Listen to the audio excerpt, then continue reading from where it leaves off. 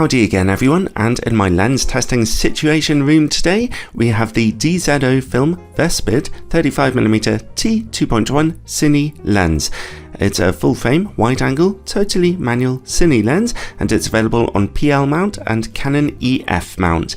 The lens's official price is $1,400 or £1,300 here in the UK, but it's currently on special offer at 44% off, which is only $800 or £748 here in the UK.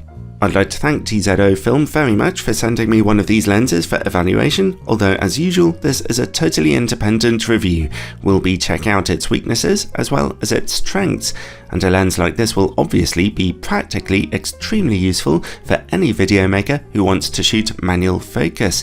I've been testing quite a few Cine lenses on this channel recently, and I do like the way they handle when used on a tripod, although obviously they work well on rigs too, especially when you gear them up to work with follow focus for more advanced video makers. Cine lenses tend to have very tough build quality with long throw geared focus and aperture rings in sizes that match other focal lengths in their series, and in an ideal world they should have low distortion and low vignetting, low focus breathing, nice quality bokeh and neutral colours.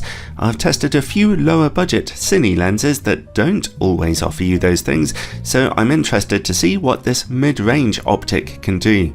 When it comes to build quality, this thing is built like the proverbial brick outhouse. It is tough, and I quite like its visual design as well. At 834 grams, or nearly 2 pounds, it has a bit of weight to it as well. The rear mount is made of metal and looks very heavy duty, with a total of 7 screws holding it in place, although there's no weather sealing gasket to be seen here.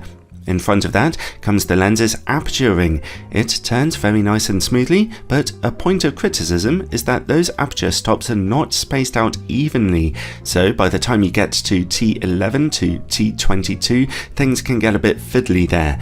That aperture mechanism has an impressive 16 iris blades to it though, for a smoother bokeh when the lens is topped down.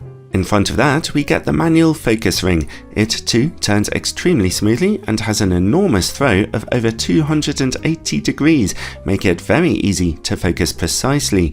Let's take a look at the lens's focus breathing, and I'm glad to say that there isn't any to be seen here.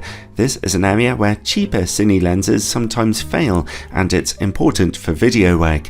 The lens's front filter thread diameter is 77mm wide, and it comes with a rubber slip-on lens cap which stays in place quite securely, thankfully. As I mentioned before, it's a totally manual lens.